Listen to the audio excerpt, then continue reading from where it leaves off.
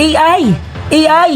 Maaari mo bang tingnan kung may tao rito? Oo, meron. Nakatago siya sa bandang kilikili ni Mona Lisa. May maliit na figurang nakatago roon na halos kapareho ng kulay ng damit ni Mona Lisa. Bilisan mo, itutok mo roon at barilin mo na agad. Ang galing! Grabe!